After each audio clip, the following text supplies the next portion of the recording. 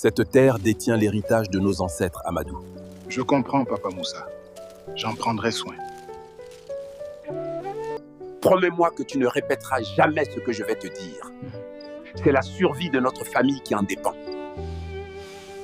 Je savais que c'était toi. Où est la boîte? Ne mens pas, je l'ai vue dans tes mains. Rends-la-moi tout de suite. Tout le monde dans le village de Boundiali connaissait Papa Moussa. C'était un homme d'une stature imposante, toujours drapé dans des boubous impeccables, dont le blanc contrastait avec sa peau sombre et parcheminée par le temps. Pour moi, son gendre, il était l'image même de la réussite et de la sagesse. Quand j'ai épousé sa fille, unique Mariam, il m'avait accueilli avec une bienveillance qui m'avait presque intimidé. Mon fils, m'avait-il dit le jour de notre mariage en me serrant l'épaule de sa main calleuse, prends soin de mon trésor et la terre prendra soin de toi. Cette terre détient l'héritage de nos ancêtres, Amadou. Je comprends, Papa Moussa. J'en prendrai soin. Papa Moussa n'était pas seulement riche en bétail et en terre. Il possédait cette richesse invisible que l'on appelle le respect. Pourtant, il y avait chez lui une part d'ombre que personne n'osait interroger. Il passait de longues heures seul, assis sous le grand baobab à l'entrée de sa concession, le regard perdu vers l'horizon, comme s'il attendait un visiteur qui ne venait jamais. Parfois, je le surprenais à manipuler une vieille clé en fer, toute rouillée, qu'il portait autour du cou par un cordon de cuir noir. Cette clé n'ouvrait aucune des portes de la maison, et pourtant, il la touchait avec une nervosité qui ne lui ressemblait pas. Ma femme Mariam l'adorait, mais elle-même avouait ne pas tout savoir de lui. Mon père est comme un puits profond, Amadou, me disait-elle souvent. On voit l'eau briller au fond, mais on ne sait jamais quelle distance elle a parcourue pour arriver là. Cette métaphore me revenait souvent à l'esprit, alors que je travaillais à ses côtés dans les champs de coton. Papa Moussa travaillait plus dur que des jeunes de 20 ans, comme s'il cherchait à épuiser un démon intérieur ou à rembourser une dette dont le montant restait secret. L'ambiance a commencé à changer lorsque la maladie l'a frappé. Ce n'était pas une de ces maladies qui vous emportent en un éclair, mais une lente érosion. L'homme robuste s'est mis à fondre, ses yeux se sont enfoncés dans leurs orbites, et son souffle est devenu court, comme le bruit du vent dans les herbes sèches. C'est à ce moment-là que son comportement est devenu étrange. Il refusait de voir le médecin de la ville, insistant pour que seuls les anciens du village s'approchent de lui. Mais même avec eux, il restait muet sur ce qui semblait le ronger plus que le cancer, son esprit.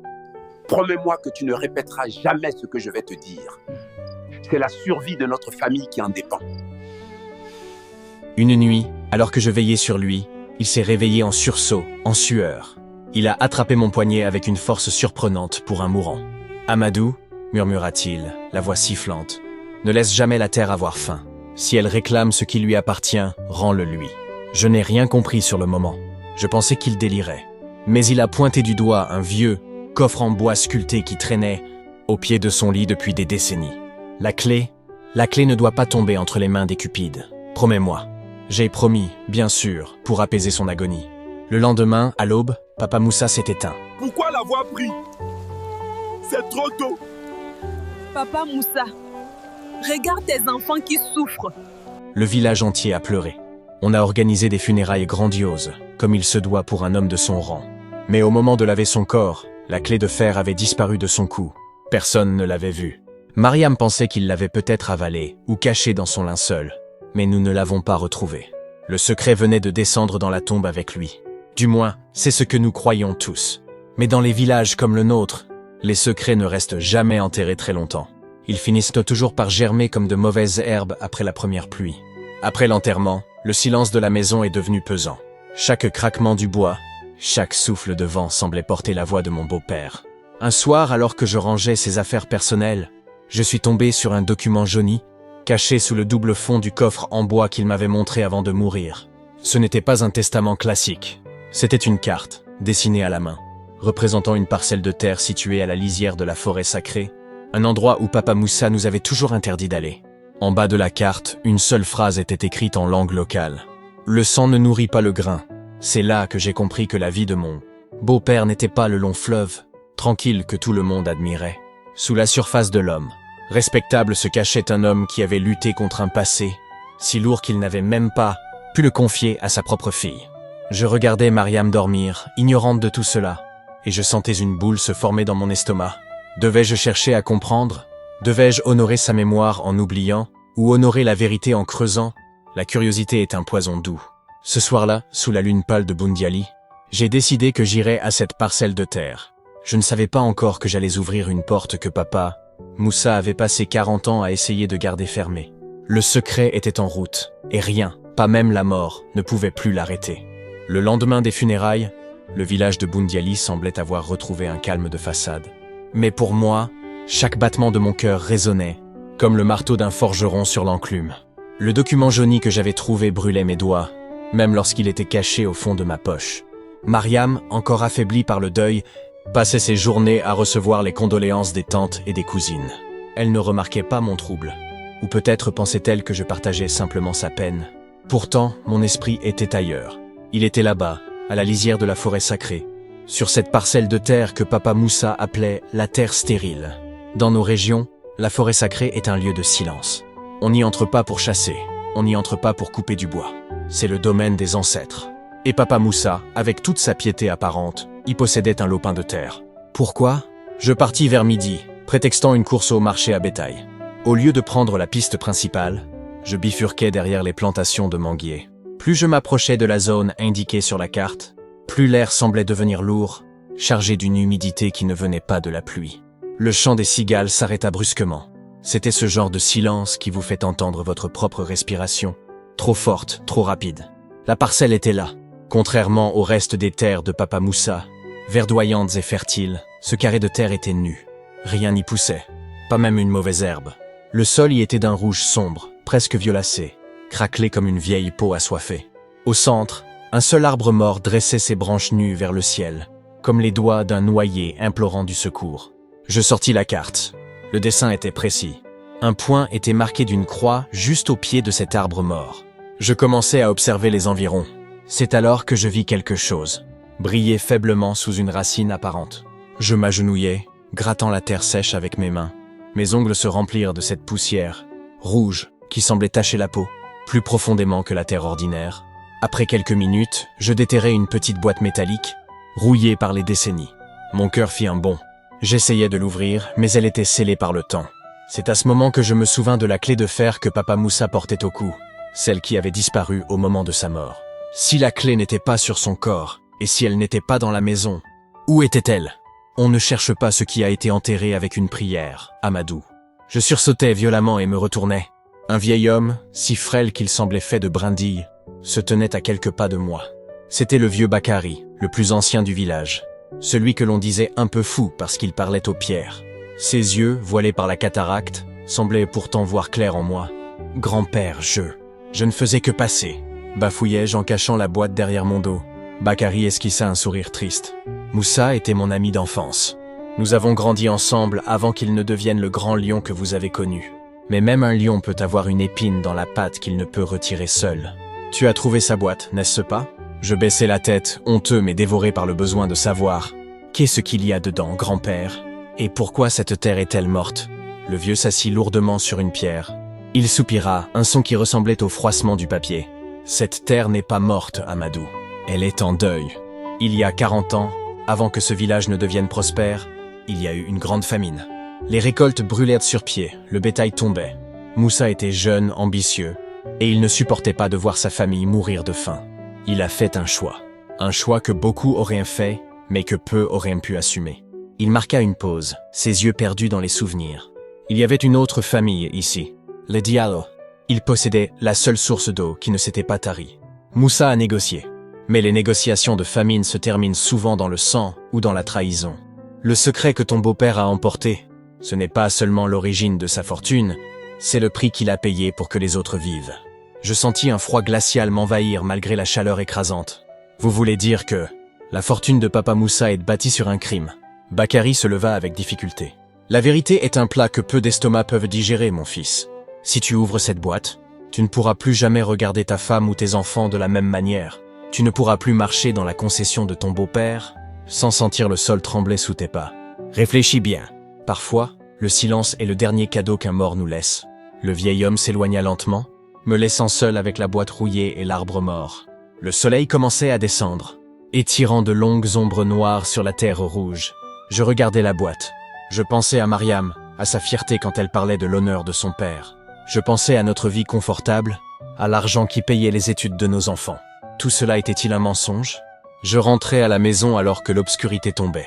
Je cachais la boîte dans la grange, sous un tas de foin. Ce soir-là, je ne pus pas manger. Mariam posa sa main sur la mienne, inquiète. « Amadou, tu es pâle. On dirait que tu as vu un revenant. » Je la regardais. Elle, la fille de l'homme que tout le monde vénérait. Je vis sa pureté, sa loyauté. Et je sus à cet instant que le secret de Papa Moussa n'était plus dans sa tombe. Il était là, dans notre maison, entre nous, comme un serpent attendant le bon moment pour mordre. La nuit fut peuplée de cauchemars. Je voyais Papa Moussa sous son baobab, mais il n'avait pas de visage. Il me tendait la clé de fer, et ses mains étaient couvertes de cette terre rouge qui refusait de s'en aller. Le lendemain, je savais ce qu'il me restait à faire. Je devais trouver la clé, et je savais exactement où elle se trouvait. Elle n'était pas perdue. Elle m'attendait là où tout avait commencé. Le lendemain matin, le poids de la petite boîte, métallique cachée dans la grange, semblait faire pencher toute la concession de mon côté. Je ne pouvais plus regarder les murs de la maison de Papa Moussa, ces murs solides et rassurants, sans imaginer les secrets qu'ils emprisonnaient entre les briques de terre. Mariam s'activait, préparant le petit déjeuner avec cette douceur qui m'avait toujours apaisé. Mais ce matin-là, chaque tintement de sa cuillère contre le bol me faisait sursauter. Je savais que le vieux Bakary n'avait pas tout dit. Dans nos villages, la vérité est comme un oignon. Il faut enlever de nombreuses couches avant d'arriver au cœur, et chaque couche vous fait pleurer un peu plus. Je décidai de me rendre au village voisin, à quelques kilomètres de là, un endroit où Papa Moussa n'aimait jamais se rendre. On disait que les habitants de ce village, les rescapés de la grande soif, gardaient une rancune tenace contre ceux de Boundiali. En arrivant là-bas, l'atmosphère était différente. La terre y était moins grasse, les visages plus marqués par les épreuves. Je demandai à voir la doyenne, une femme que l'on appelait Massira. On me dirigea vers une petite case isolée. Massira était aveugle, mais lorsqu'elle entendit mon nom et celui de mon beau-père, ses mains se mirent à trembler sur son bâton de carité. « Tu es le gendre de Moussa », dit-elle d'une voix qui ressemblait au craquement des feuilles mortes. « Tu as son odeur sur toi, l'odeur de celui qui possède tout mais qui ne dort pas en paix. » Je m'assis à ses pieds, le cœur battant. « Massira, je cherche à comprendre. Pourquoi mon beau-père craignait-il la terre rouge à la lisière de la forêt? Pourquoi cette parcelle ne donne-t-elle jamais de grains ?» La vieille femme laissa échapper un rire sans joie. « La terre ne donne rien là où on a enterré la dignité des hommes, mon fils. Écoute bien, car ce que je vais te dire, personne à Boundiali n'osera le répéter. Il y a 40 ans, lors de la grande sécheresse, Moussa n'était qu'un jeune homme ambitieux, mais pauvre. Les Diallo, dont Bakary t'a parlé, étaient les gardiens de la seule source d'eau qui coulait encore. C'était une famille de bergers, des gens simples qui partagèrent leur eau avec tout le monde, sans rien demander en retour. » Elle fit une pause pour reprendre son souffle. Mais Moussa voyait plus loin. Il savait que celui qui contrôle l'eau contrôle la vie. Ils voulaient racheter leur terre, mais les Diallo refusaient. Ils disaient que la terre appartient aux ancêtres, pas aux hommes. Un soir de tempête de sable, alors que la soif rendait les hommes fous, un incendie s'est déclaré dans la concession des Diallo. Personne ne sait comment il a commencé. Mais dans la confusion, la source a été détournée vers les champs de Moussa. Mon sang se glaça. Un incendie? Et les Diallo? Ils ont tout perdu, continua Massira, une larme coulant sur sa joue ridée. Le père, la mère et leurs 3 enfants. On a dit que c'était un accident.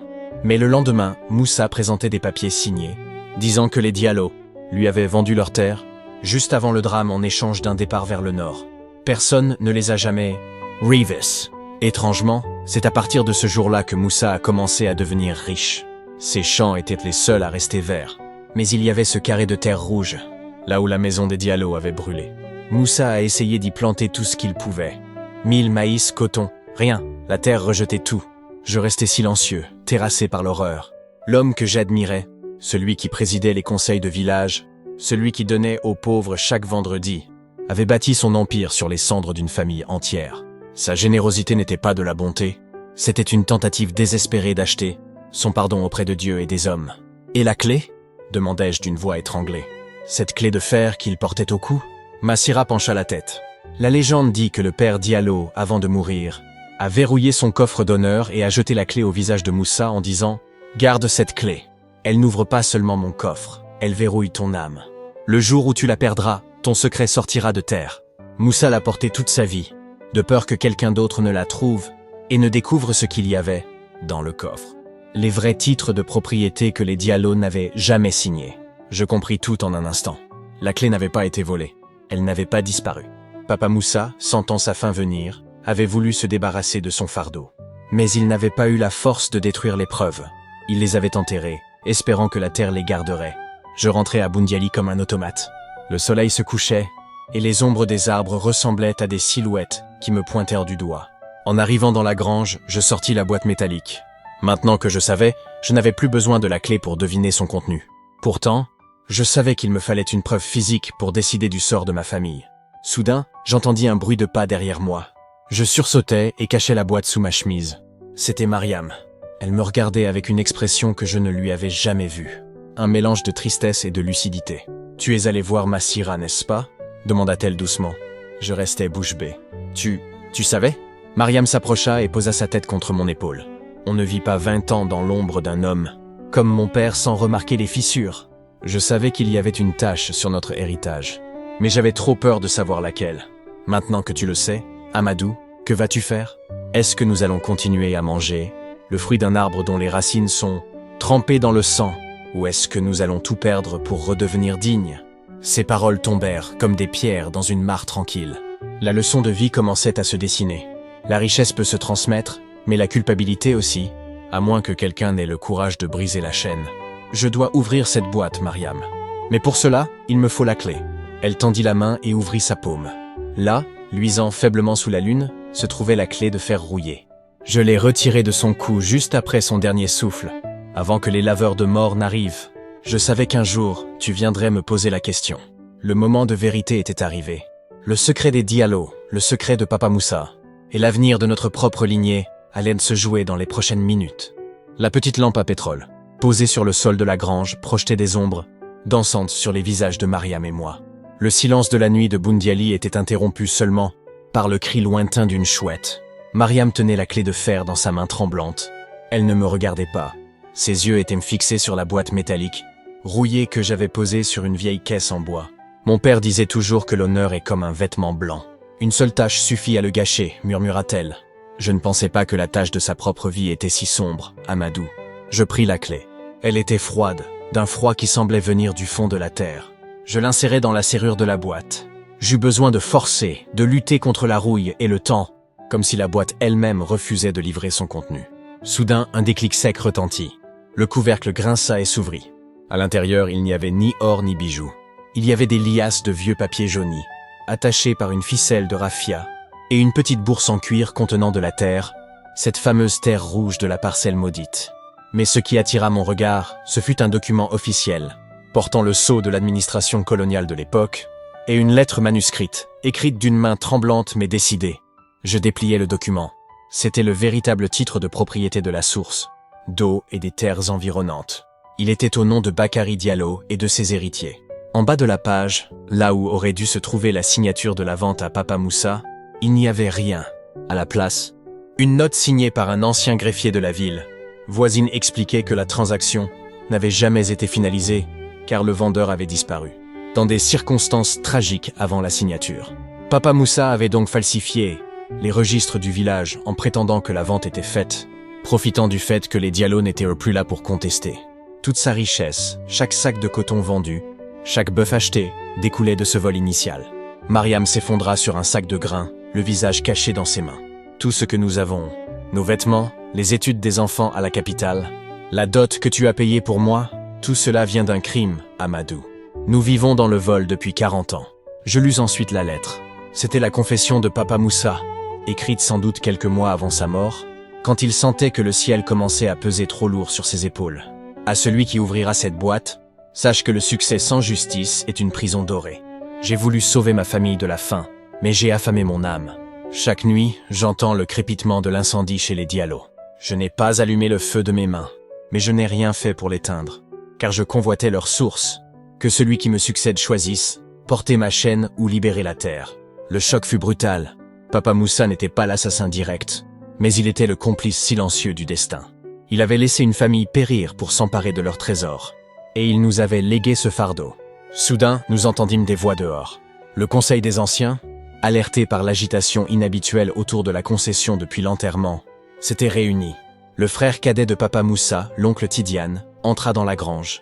C'était un homme cupide, qui attendait avec impatience de mettre la main sur l'héritage. « Que faites-vous ici à cette heure » demanda-t-il, ses yeux brillants de suspicion en voyant la boîte ouverte. « Amadou, Mariam, vous cachez des choses qui appartiennent à la famille. » Je recouvris rapidement les papiers, mais Tidiane s'avança, menaçant. Moussa était riche. Il devait y avoir de l'or caché. Si vous essayez de nous voler, vous le regretterez. Le village ne tolérera pas que le gendre s'accapare ce que le patriarche a laissé. Je regardais Mariam. Je vis dans ses yeux une peur immense, mais aussi une lueur de détermination. Si nous révélions la vérité maintenant, nous perdrions tout. La famille de Papa Moussa, menée par Tidiane, nous chasserait. Nous serions pauvres, humiliés, et le nom de Mariam serait traîné dans la boue. Mais si nous nous taisions, nous devenions les complices de ce mensonge vieux de 40 ans. Tidiane s'approcha encore, tendant sa main grasse. « Donne-moi cette boîte, Amadou. » Je savais que c'était toi. Où est la boîte? Ne mens pas, je l'ai vue dans tes mains. Rends-la-moi tout de suite. C'est l'affaire des hommes de sang, pas des étrangers. Je sentis une colère sourde monter en moi. Ce secret ne pouvait pas tomber entre les mains de Tidiane, car il l'étoufferait pour toujours, afin de continuer à jouir de l'argent sale. « Cette boîte ne contient pas d'or, oncle Tidiane, » dis-je d'une voix ferme. « Elle contient la vérité, et la vérité ne vous plaira pas. » Mariam se leva alors, essuyant ses larmes. Elle se plaça entre moi et son oncle. « Laisse-nous, mon oncle. Ce qui est écrit ici appartient à ceux qui ont souffert, pas à ceux qui veulent profiter. » Tidiane sortit en jurant, promettant de revenir avec le chef du village à l'aube pour récupérer son dû. Nous savions que nous n'avions que quelques heures. Le prix de la fortune était désormais clair. C'était notre confort contre notre conscience. « Amadou, dit Mariam dans un souffle, si nous rendons ces terres aux descendants des Diallo, s'il en reste, nous n'aurons plus rien. Nous devrons quitter cette maison. Nos enfants ne comprendront pas pourquoi leur vie change du jour au lendemain. » Je pris ses mains dans les miennes. Tes enfants comprendront un jour qu'il vaut mieux marcher pieds nus sur une terre propre que de porter des sandales, d'or sur un sol qui crie justice. Mais une question restait en suspens. Existait-il encore des Diallo? Massira avait dit que personne ne les avait revus. Mais le vieux Bakary, au village, m'avait regardé avec une étrange lueur. Et si le secret n'était pas seulement ce qui était arrivé, mais aussi qui était resté? La nuit était loin d'être finie. Le plus dur restait à faire, affronter le village et rendre ce qui n'avait jamais été à nous. L'aube pointait à peine sur Boundiali, colorant le ciel d'un rose orangé qui rappelait étrangement la couleur de la terre maudite. Mais l'heure n'était pas à la contemplation. Devant la concession de Papa Moussa, une petite foule s'était déjà amassée. L'oncle Tidiane, fidèle à sa menace, était revenu avec le chef du village et 3 notables.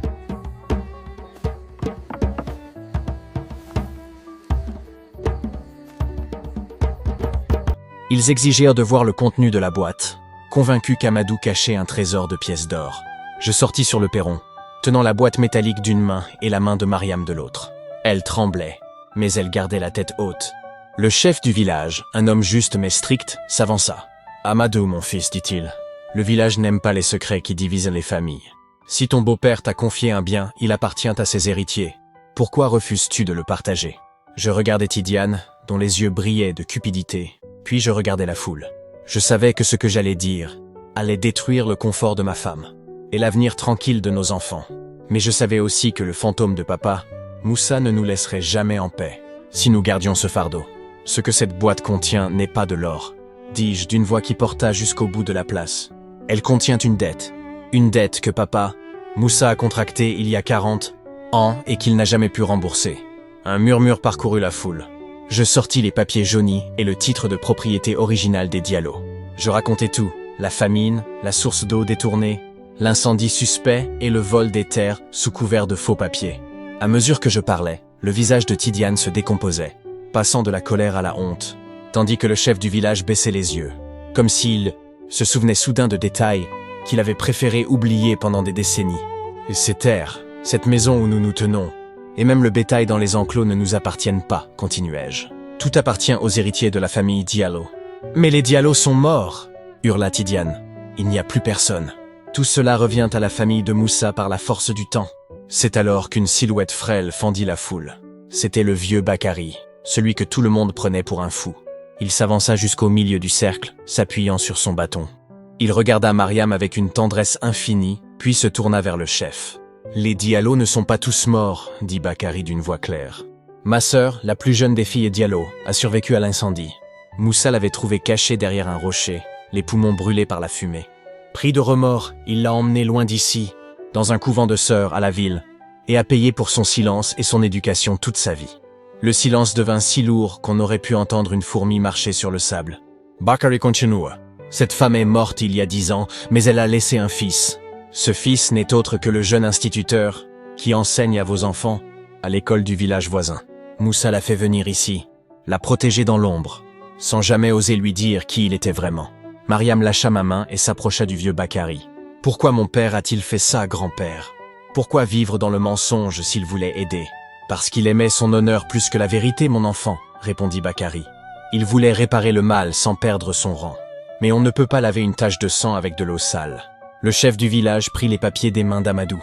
Il les examina longuement, puis soupira. « La loi des ancêtres est claire. Ce qui a été pris par la ruse doit être rendu par la justice.